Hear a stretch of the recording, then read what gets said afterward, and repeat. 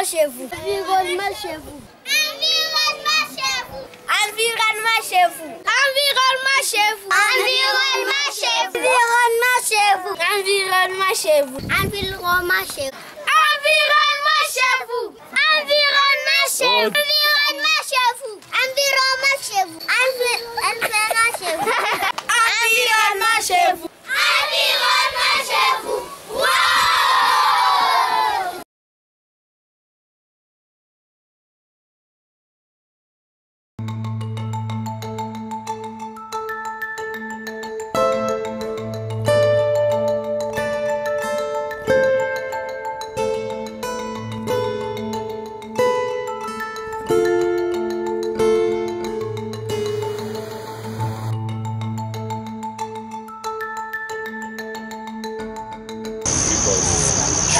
Wapendwa watazamaji wa radio na televisheni Ngoma ya Kivu, namna gani mji wa Bukavu unaweza kuwa tena mji ambao watu wanaweza ishi?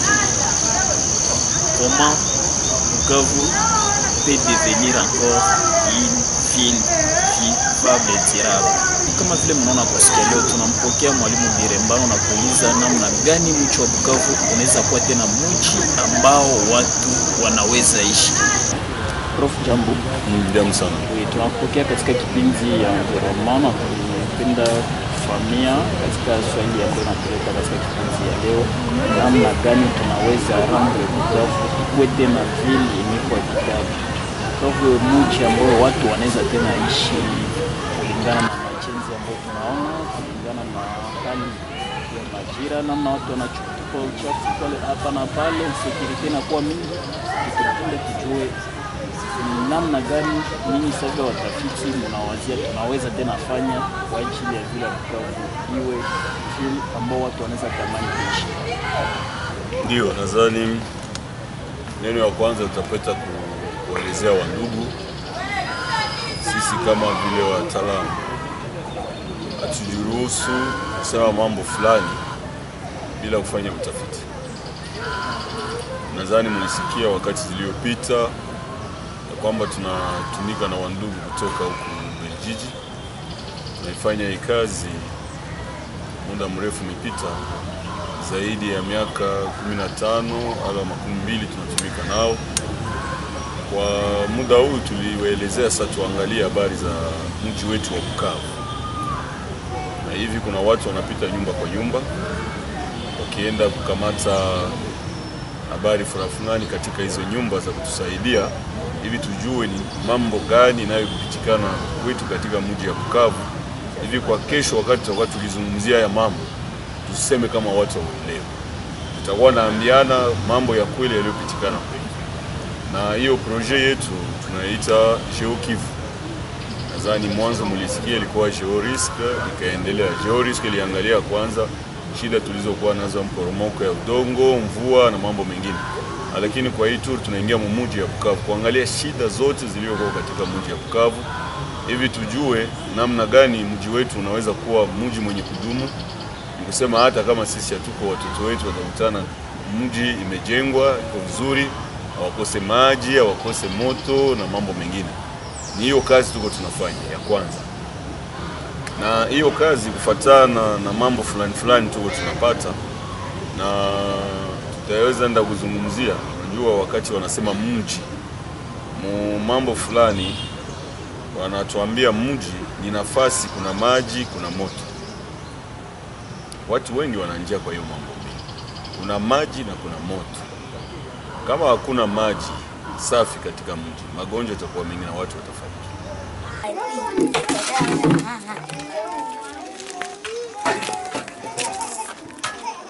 Tuone kisana shotari. Niko penda nione kisana shotari.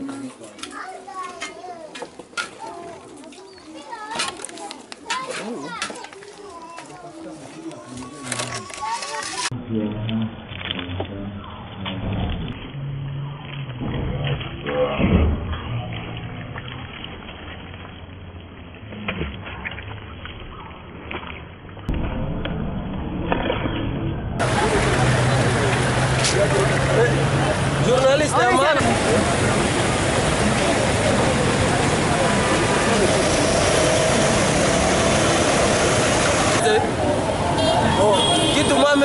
kuambia journalist. Unaona hapa hivi hapa kwa hii shimo. Mama kwanza alienda na mgezi hapa. Kisha hapa nyakubiko kia tosha machupa zebiko bana tuuzishamo maziwa.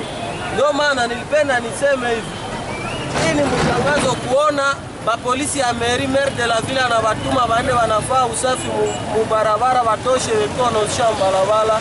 Mesai tunakia chukutia watu biko wanalogota machupa hapa. Ndio maana polisi ya maire inapaswa kuanza kufukuza hawa mabeba wanaozisha maziwa hapa tu biko wanafanya desordre. Biko wanauzisha mpito yenyewe haifai. Siwe kazi ya polisi ya maire. Haina hata kazi moja ya maana. Biko wanaenda wanaparamia mama ba innocente biko wanatafutia watoto, wanaacha watu biko na wanatafutia wengine magonjwa. Ndio maana uko unaona mwingine maiti kolera iko nini magonjwa mbalimbali natokana na desordre. Ndio le journaliste hivi veniko nasema naomba vipite ku television na radio watu wote wasikie kama hapa kuuzisha maziwa ikataziwe juu ni mubaya sana. Unaona mazingira kwa bana tutosha ni watatuzisha maziwa. Mimi niko motari. Juu mimi nakuaka sama maduzi yale napiga pose pale na kunya maziwa. Kwa hivi kisi mimi naona kwenye machupa tunaozia hapo maziwa yanatokea. Sitakunyaka tena maziwa ya kuplasi. Maziwa, maji ya kunywa na wanenga na uzisha. Na mnauza anauza chupa ya mai 2300 francs. Bale maziwa mwezi wakataza kuwa nauza hii machupa hii. Mimi siuzaki na sikunywaki. Depuis nilionaka hii nikaacha sikunywaki tena. Mimi napanda 1000 francs wala 500 nauza mai ya magazi kasi kijana yangu kwangu. Na gani mtoto wako nyoka fai business ya hii machupa? Siwezi kumkubali. Siwezi. Ule anaweza justify kiko na ifajwa aende lipa masomo. Inawezekana. Maisha yako ngumu. Uko badelese. Bazazi biko na bangaikie watoto.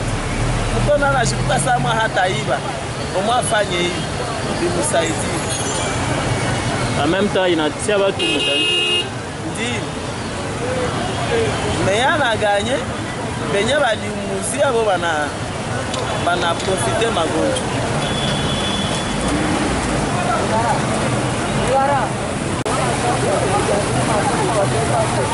Wewe ukalo gota machupa uchafu tutile mai. Maziwa kaka. Na maziwa. Sasa mnaenda mnakunywa kunji. Kwa kola na wewe.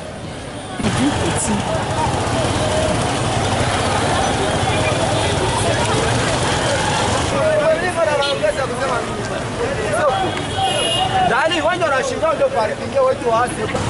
Wanasema kuna sukulu ile machupa. Nilikunywa maziwa jana hapa nikaanza hala. Mamchafu ya ibiko alokota machupa mamgawa. Sita kunyaga tena maziwa. Watu walikuwa na ugonjwa. Na basi. Banenda bokote machupa ndio sebangia kuzisha bale ba maziwa shamba maziwa. Mwelekea machupa ndio hivi mgezi mavi maya wese inakuya.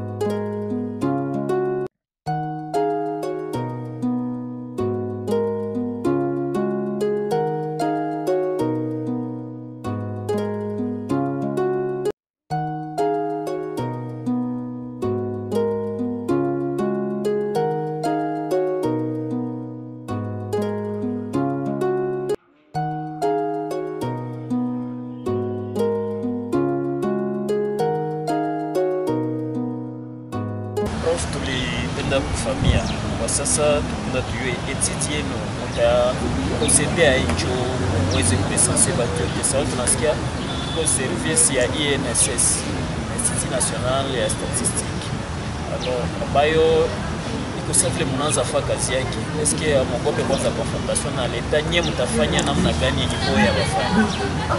Ndio, asante. Sisi hatuwezi kupata shida na kazi Juna sisi tuko watumishi wa taifa la Kongo. Hatuwezi kusema hata wakati INS inafanya kazi fulani na sisi natuita natushirikisha, tunafanya hizo kazi zote. Na kwa leo hatuwezi kufanya kazi ya kuingia nyumba kwa nyumba, tutaiweza. Hatuna hiyo uwezo kama vile ENS na hiyo uwezo kwa sababu inasaidiwa na organization mingi zenye ziko hapa za Nations Unies tunasaidia. Lakini sisi kama vile wa chercheur kama vile tunaweza kusema tunaenda kupita mwa ile, tutakuwa tunaruka, tutafanya nyumba zote. Tutafanya nyumba fulani fulani, ndio wanaita mfransa échantillon. Tutatumika kwa échantillon.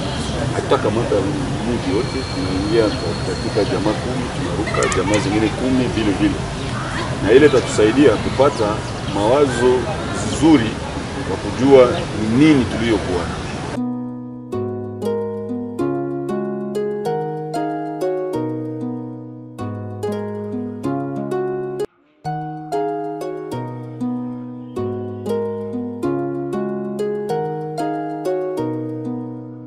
Unaweza uliza muna identifie nini na nini na nini? Wakati tunaingia katika vile tunaita population, tuna habari fulani tunatafuta kujua katika kila jamaa, baba, mama kama wangali wazima, na watoto wangapi, watoto walisoma wala hapana. Tunajua na ile hesabu ya kujua watoto ni wangapi. Tunafika hata kujua pato ya baba anatumika wala hapana, kama anatumika pato yake kwa mwezi ni ngapi. Juu ya nini? Ya kuelewa jamaa zinaishi namna gani. Kwa sababu ile hali ya kupungukiwa inaleta shida sana. Inaleta shida hata kushindwa kuchunga watoto. Tunaanza kuona watoto wengine wanaachiliwa, wanatupiwa. Na tunakuta hata jamaa zingine zinabomoka katika hizo. Japo hiyo sisi tuko tunatafuta kuelewa namna gani tufanye Bukavu kuwa mji wa kudumu. Hata kuendelea, tukaanza katika mji, tutaendelea na vijijini, tutaendelea hata kwa taifa letu. Ni kazi kila mtu anapaswa kufanya. Lakini ile swali ya Bukavu mji ambao unapaswa dumu, eske haisinifie Bukavu yenye mnafukuza batu bamoya, kama mtatosha makartie zimoya mnaenda zijenga mbali na Bukavu na zingine mnaacha kwa vitabu? Eske haiko politiki ya vile nyuma tumia kwa siku sasa? Ndio, hizo habari zimetembea sana. Habari hizo mbili zimetembea. Kuna wale wamesema ni lazima tutoshe watu Bukavu tukawatume mbali Bukavu. Sasa sisi tukawauliza, mtu ana chochote, ana pesa yoyote, hata kama kapokea, unajua mshahara yake ni mdogo, mtoe Bukavu mbebe Nyangezi. Kila siku kukuya Bukavu anapaswa kuwa na 2,000 ya kulipa, kuja na 2,000 kurudia. Ni kusema anapana 4,000 ya franga zetu za Kongo kila siku. Siku za kazi ni 25. Ni kusema atafanya 1,100. 100,000 francs. Oui. Il y a dépenses de transport. Il y a transport. Banani bigo banapokea ile franga ya 100,000 francs. Est-ce que uone que ni façon ingine ya kuongeza maaktivite na ba chauffeur wapate kazi na ba boy chauffeur nao bamo wanapoteza wengine wanapata? Ndio wanapata kazi. Sasa sie batumishi tutatumika je kama pesa yote inaenda kwa hiyo nani uchukuzi ya magari yote inaenda, tutachunga bibi namna gani? Watoto watasoma, watafanya nini? Tukamwambia kuna shida, lakini ile shida ni shida ndogo. Kama taifa lina pesa, nasema leo Nyangezi inakuwa mji, tunajenga huko na watu watakuwa wanakia kazi Bukavu, natia gari za kubeba, hata zikakuwa za leta, wengine wanaifanya, na kwa gharama kidogo watu wataenda Nyangezi na watarudi, na wanakutana na mshahara wao, ila biko na mshahara, hawezi katala. Swali kwenye wengine wa watafiti, juu nasikia unatia mashaka kidogo.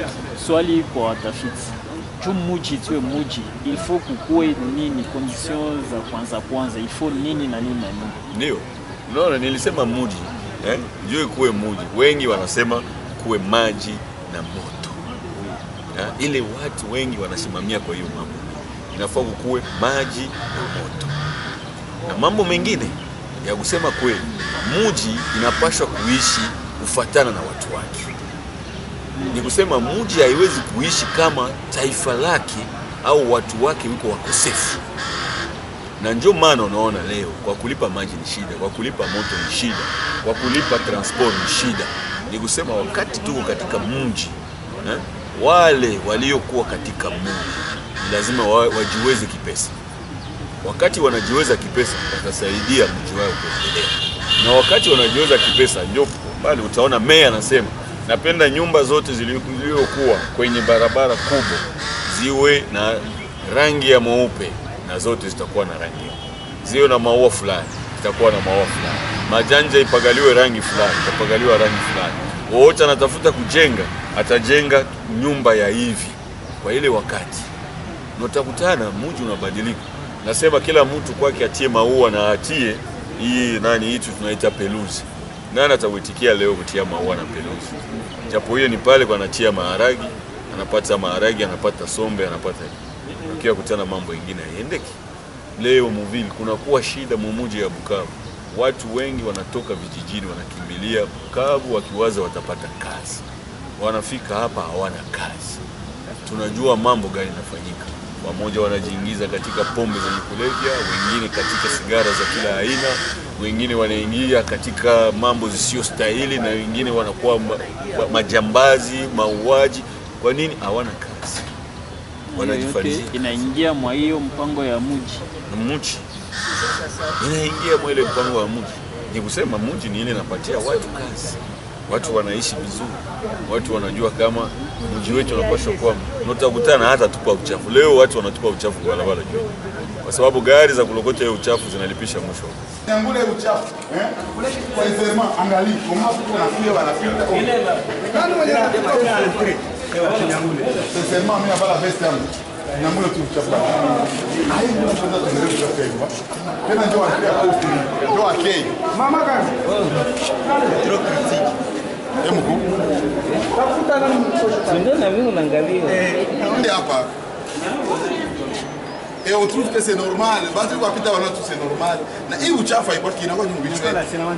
Ndio watu wanaona ni uchafu. Tati, aide-moi à lever tout ça. Toi tu es jolie vraiment. Toi tu es jolie, hein? Je pense qu'on ne sait pas tout ça. Ingekuwa na uwezo gari inafika na tia uchafu ndani. Anajua ninaweza kulipa gari 2, 3, 4 ndalipa. Na ule mwataenda kwa ile uchafu anajua kama niko na uwezo mimi hii uchafu ndaigeuza kuwa na mafaa kwa watu wangu, ataenda analeta mbele. Bien. Kuko notion ya bon voisinage iko inaonekana mjini Bukavu. Afikini watafiti mnaona namna gani? Wandugu wengi hasa wa vijana wanapenda kuhamia Rwanda. Nitoka kuelezea kesi ya transport, wanaenda Rwanda, wanapanga nyumba pale. Mais kwa sababu ya transport unakuta kabisa tena wanapoteza franga. Est-ce que ile façon ni kusema que c'est parce que mtu wa Bukavu hafai ou bien c'est parce que tunapashwa shiriki na wajirani? No, nadhani kwetu kuna shida. Kuna shida ya bei za nyumba. Kila mtu anatia bei yake. Utashangaa. Tangu maorganisation ya Nations Unies kwa kwetu tunakuwa na manyumba ya 500, 800, 2000, 3000, 5000. Abalishaenda mwa ile nyumba yote itakuwa bei ya ajabu. Watu kufuatana na pesa wananjoona pesa yao nyingi wanaipana, kisha watashughulikia jamaa zao namna gani. Lakini jirani ana akili, anashusha bei za nyumba ziko chini. Watu wanaona bei ya chakula iko chini. Wanafanya nini? Wanavuka. Na wanasema nini? Kuna amani. Hawahangaike tena na hesabu ya pesa wanapoteza. Ile unaita transport. Wanaanza kufanya nao maele kama vile wanasema mfransa covoiturage. Ni kusema gari moja inabeba jamaa 4 wala 5. Juu ya nini? Isiwalemee. No, na akili. Wanauza gari zikubwa zinaweza beba watoto 14. Ile watoto 14 ni jamaa 5 wala 6. Wanachanga pesa mwisho wa mwezi. Hawaone tena uzito wa hiyo pesa. Mais développement durable également iko conseil kuchangia gari pale ya kuuza kila mtu ya kwake kama sisi. Ile kabisa ni vizuri kabisa. Kama gari moja inaweza kuwa kwa jamaa 6 wala 10 ni vizuri. Pale ya kuwa na gari 10, kila gari kichoma mafuta inatuletea hewa mbaya, lakini ikakuwa gari moja kwa jamaa 10 kabisa, hiyo inatusaidia. Turudi kwa ile etude ambayo mtafanya na wanani kwa watoto wa Bukavu, mnaleta wazungu na maresultats zitenda wapi? Ndio, nilikuelezea kama maresultats ni zetu za ISP Bukavu, sababu ni ya klasi ya ISP Bukavu, lakini kuna wale watu wameshindikiza katika hiyo kazi. Tunatumika nao muda mrefu, wa ndugu wa kutoka Belgique, ni ba partenaire betu musée ya Tervuren. Tunatumika nao tangu zamani, tangu wakati ya professeur Ilunga Lutumba, nadhani ya de cela plus de 20-30 ans tunatumika nao, ndio walipenda watusaidie na walifika mwa hiyo kazi. Tunatumika nao hapa karibuni tena, kuna wamoja watakuja d'ici le 22 ou le 25 watakuwa hapa, tunatumika nao, tunazoea kutumika nao na lakini ni kazi yetu hata wanasema, na tunatumika na Wakongomani, tunatumika zaidi na walimu wa ISP, tunatumika na walimaliza mu ISP, tunatumika na INS. INS inatusaidia sana kwa kazi tunayozifanya, kwa sababu naye ni partenaire wetu wa tangu zamani. Bien. Est-ce que étude ile inaweza pousser autorité kamata ma mesures ziko sanitaire kulingana na basi namna kujenga, namna ya kupanga watu, namna kama kukataza watu sasa zamani wasikuwe naingia tena mjini Bukavu? Ndio inatusaidia kwa sababu kuna ile ya class na kuna kazi zingine tuko tunafanya ya kwenda kumaliza masomo ngazi mbalimbali. Kuna wale wanafanya maîtrise juu ya Bukavu, kuna wale wanafanya thèse juu ya Bukavu, na nadhani karti ziko nyingi. Tutafika kwa wakati ya kwenda kumuelezea autorité maresultat tulipata na zinaweza kumsaidia kukamata kupata mwangaza na kusaidia mji wetu wa Bukavu kujengwa vizuri.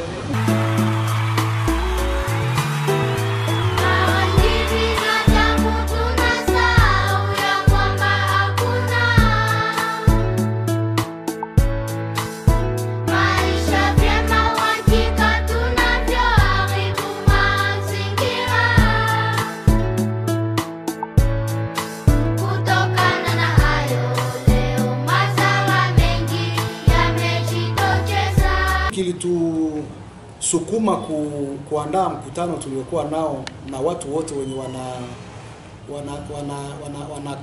wanafanya kazi za kuleta usafi ndani ya mji wa Bukavu ni kwa ajili ya kwanza msimamo tulioukamata siku tulikamata msimamo kusema priorite yetu ya kwanza itakuwa kusaidia kuameliore situation ya sécurité na pia kusaidia kuameliore situation ya uchafu, kuondoa uchafu ndani ya mji wa Bukavu, kutia mji wa Bukavu uwe mji safi.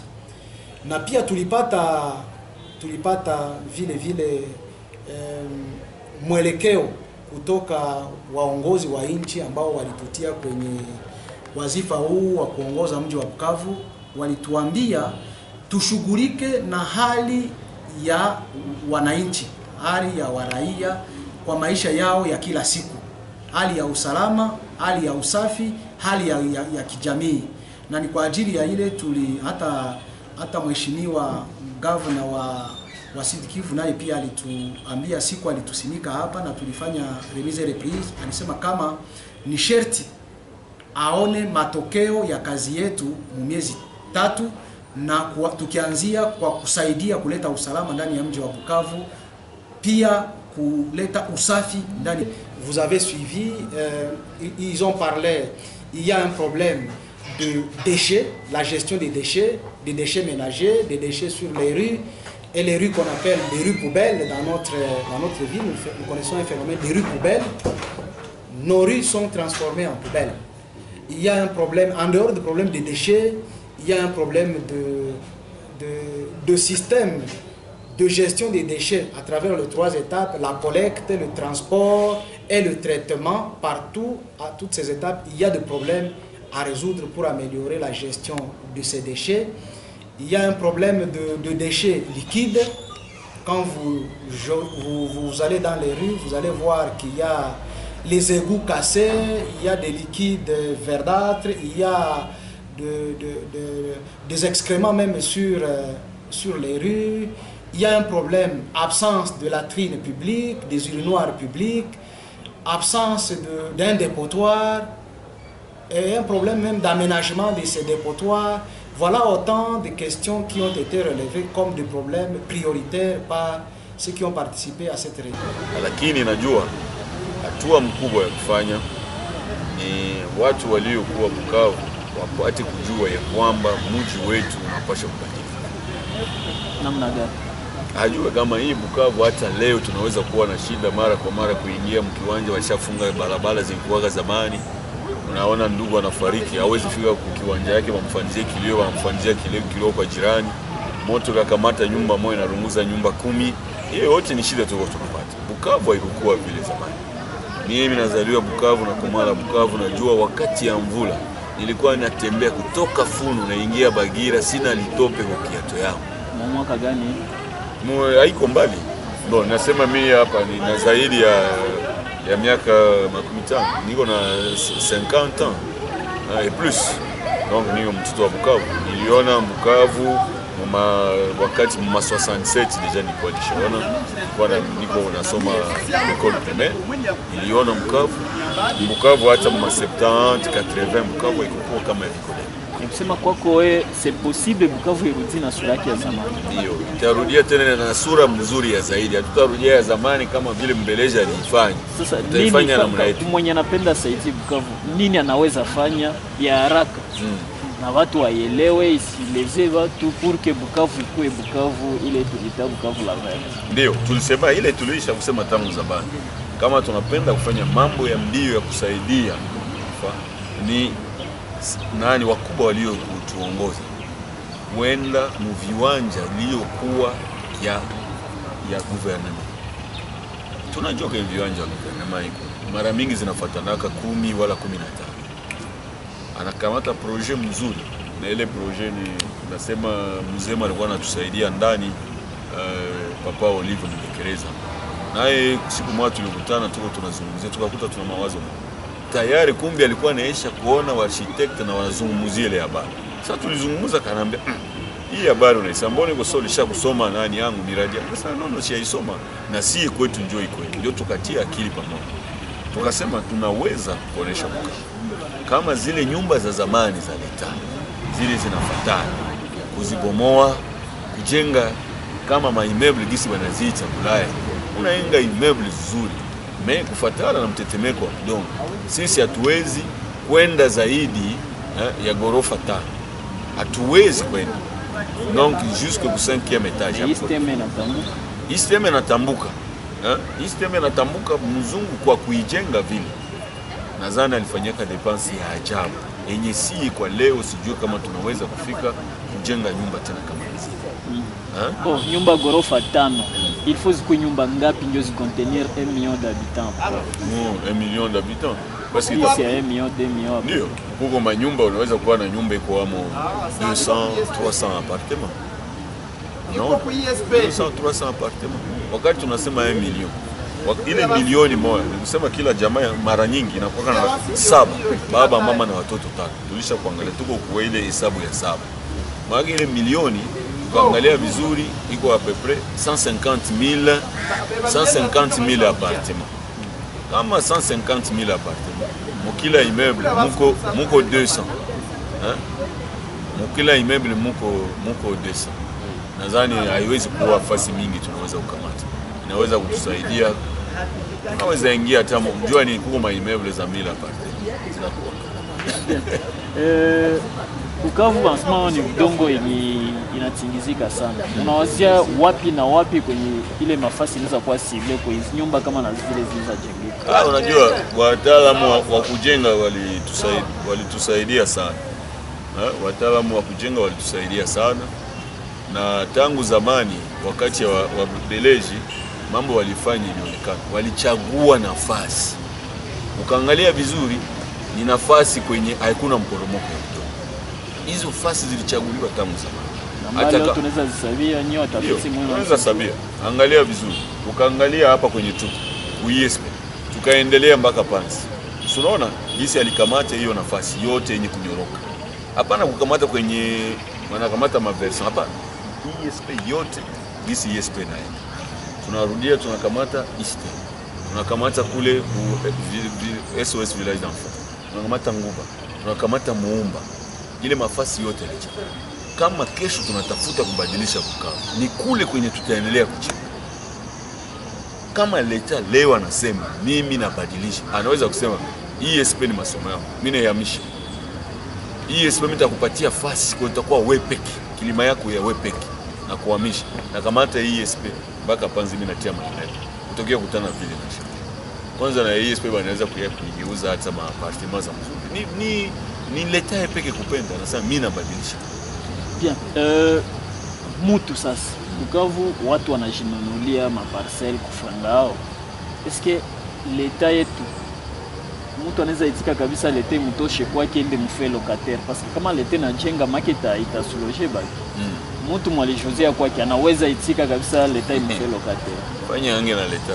Leta ni mwenye budongo. Leta ni mwenye budongo. Iko sawa vile hapa ku ESP. Leta akasema leo ndapitisha nani rai hapa. ESP na hama kama ingekuwa hata ya mtu anahama. Inasema le sol et le sous-sol appartiennent à l'État. Ni ya l'État hamwezi kukubisha naye. Donc aka destiné hii budongo kwa kitu kingine. Hata kuima atakwambia tuangalie ulipoteza ngapi. Atakulipa na kupatia fasi. Ule ndio l'État. Hata kunyang'anya na wewe peke sasa utaona benye l'État kuna fanya sema non l'État alikamata hii kitu na sheria. Tulipasha kuingia mwa. Sio wa kwanza na hiko ndio Kongo tutafanyika. Nadhani ni sie. Unajua kwa leo kuna vigumu na ndio maana watu wa kutusaidia ni kwenda kurudisha kale ka confiance mu population. Kuko notion ya tourisme yenye haikuwake tena Bukavu, inaonekana ma lieu touristique mingi kwa sasa existe. Est-ce que kuko aussi façon ya kuzipatia tena sura yake ya zamani? Ndio, mbele tuko tunasema wakati leta anaangalia anaanza kupanga vitu bupya anasema no, nyumba za kulala ni hapa, fasi za kupumzikia ni fasi fulani, fasi za kuchezea kabumbu ni. Utokea kuona mji wa Bukavu inarudia na sura nzuri. Lakini leo nyumba fasi yote, yalala fasi yote. Yalala fasi yote. Tuseme leo wangesema mbo nyumba za kupanga watu kulala ni Nguba tu. Tungeona buchafu Muumba. Wanasema Muumba kule tunaacha ikwe masomo, ikwe ungikutana Yalala Muumba, haungikuta. Yalala ziko kwenye kuko majumba. Kwenye watu wanalala, kwenye watu wanapiga. Na ile sako wakati wanaifanya vile, walisha kupanga vizuri. Gari zitapita kulokota ile zile Yalala. Na ile buchafu haitakuwa kwa sababu tayari meya atakuwa kisha alishapanga. Ni kusema kwa usirimu wa mji unapaswa kuwa nafasi kwenye kuko masomo, ndio nafasi kuko matera, ndio nafasi kuko nyumba za watu kulalia, ndio vile napangiwa kila fasi na kuko fasi ya kazi. Fasi ya kazi haipaswi kuwa fasi ya kulala, ni fasi ya kazi. Unaona Labote, wengi wanasema Labote ni fasi ya kazi. Ni fasi ya kazi. Unaenda tu asubuhi banajua hawa watu gari zinaenda Labote kazi. Anatoka Bagira na pia Labote kazi. Fasi ya kuikala kunyumba walikuwa wanajua iko Bagira, kwa fasi ya Kadutu ilikuwa Muumba na Nguba. Ili mzungu alipanga vizuri. Na sisi hatuseme mpaka tufanye mzungu aliacha. Tunaweza kubadilisha. Haiko sasa tunakosa watu wengi na akili, tuna watu wa akili na wenye kujenga ajabu. Ni sie tu utia akili zetu pamoja. Kusikilizana na watu. Nilisema leo confiance ya iko. Basi tangu tulipitia habari za vita, Mkongomani wana confiance na mwingine c'est compliqué. Donc moule mu kujenga ce qu'on appelle l'aménagement urbain, on a besoin de psychologues. Watu wa kutuelewa, wa kutukalisha fasi moja, wa kujua shida zetu zinatokea wapi. Confiance tunaweza récupérer mu niveau gani? Ça prend du temps. Ndio kesho utakuwa kusikia sasa, tujenge Bukavu yetu. Mtu anakuwa meme tayari kusema naacha shamba yangu mtie barabara pale. Nafanya hivi na mimi naingia. Leo vitu mingi tunakuwa tunasema tufanye pamoja, banafaa sawa na itika. Mais mvule kanyesha, Yalala yote wanatupa mfreji. uona preconiser tu psychologue mwenyewe. Hakuna mwingine mwanaweza intervenir mu aménagement. Mu aménagement ba chote. Aménagement ni kila mtu ana. Iko ba philosophe, iko ba sociologue, ba psychologue, kila mtu iko nafasi yake. Kila mtu iko nafasi yake. Na ndio maana wakati tunaifanya hiyo kazi tunapasha kuikala pamoja. Tunazungumza. Hapa hakuna kama vile watu wa Bukavu wanasema hakuna vya Francais. Ya kusema unakuja kuonesha kama una cheti ya zaidi. Wakati tuko tunajenga mji, kila mtu tunapasha kusikia sauti yake. Na wakati kila mtu anasema, unaona, mwele kuzungumza, tutapata kuelewana. Na wakati tunaelewana tutafanya kitu kizuri. Bien, ni kusema Bukavu hatuzungumuze, ndio maana tunaishi leo. Lakini kama tunasema tujenge Bukavu, ni sababu utafiti, mnafikiria franga ngapi tunaweza dépenser leo na inaweza kuwa kwa miaka ngapi? Ikakuwa leta na ikamata EPEC, itakuwa ni mamilioni. Leta hawezi kufanya EPEC. Leta na population, ana fake, ana watu wengine wa kutumika. Leta ana inchi zingine za inchi zinamsaidia. Unaona? Leta hawezi kuwaza kusema ndatoa pesa yote. Hapana. Na ile ni makosa. Leta anapaswa kuambia fake, mnaweza kufanya nini? Population mnaweza kufanya nini? Majirani, mataifa jirani, mnawaza kama mnaweza tusaidia kwa shida hii. Ni kuulizana. Na hizi ile franga zinaweza kuonekana. Leo unaweza kwenda leo kama nani rais huyo mkuu tunaye wa Amerika Trump, inawezekana kwa kuenda kumuelezea tunapenda tufanye Bukavu iwe mji ya watu kutembelea. Ya watu kutembelea. Ama unatafuta hewa hali tunaitapa gisi tunaweza kuitapa. Kesho anasema sasa nataka wananchi wa Amerika wako natembelea Bukavu. Anaweza kutupatia pesa. Na tunaifanya. Pesa haiko sema mpaka itoke kwetu. Pesa ni kuonesha mafaa ya kitu kile tunatafuta kufanya. Kwa mwisho basi, sawa, kwa leo tunaenda hitimisha, tupenda tuelewe kwa mwisho tunasikia ya kuwa kuko projet ambayo itafanyika hapa mjini Bukavu, watu watakala wanazungumza. Wale wa politiciens wote ambao wanakala Kinshasa watakia Bukavu. Wale wa politiciens donc watu wa aina mbalimbali watakuja watazungumzia hapa Bukavu. Wao wanaweza waproponize wazungumzie nini? Tu wanasema wanakia zungumzia maendeleo na mazingira. Hawapendi kuzungumzia siasa. Wote kama kwa opposition, unatoka opposition, unakuwa kwanza mkaaji wa Bukavu. Wao wanaweza penda wazungumzie nini? Ulisha uisema. Ukishasema mazingira. Nini unaweza wapreconize katika ile mazingira? Nini wanaweza priorize katika mipango zao? Anatoka kwenye mimi naweza sema. Nasema tuifanye Bukavu kuwa mji wa kudumu. Bukavu uwe mji wa kudumu. Na kuelezea kuna watu wanatembelea Bukavu machozi na watoka macho. Basi Bukavu ishakuwa hivi. Banashangaa. Bukavu uwe mji wa kudumu. Tuko nafasi nzuri sana. Ikakuwa tourism. Sidhani kama kuko vile mbili Mkongo ziko sababu Bukavu. Sidhani. Goma haitatupima na ile majuu yake. Sidhani. Goma na shida iko nayo ya nani ya volcan ya kila siku. Bukavu sijui kama niseme modeli gani. Bukavu iko bijou. Bukavu iko ça doit être un paradis touristique. Hewa, hali ya hewa, wewe peke suku hapa suku unasikia tu. Basi tutadanganyana. Bukavu baliita mzungu yepega naita la Suisse du Congo. Anajua juu ya nini. Basi na kwa leo tutaitimishia pale. Na tunashukuru sana kwa mapokezi ambayo tutolea tena kwa kuelewesha watu wa Bukavu namna gani wanapaswa ishi na Bukavu yao. Tunakumbusha kwa tunampokea mwalimu wa University Profesa Birembano Bahati ambaye tunashukuru tena mara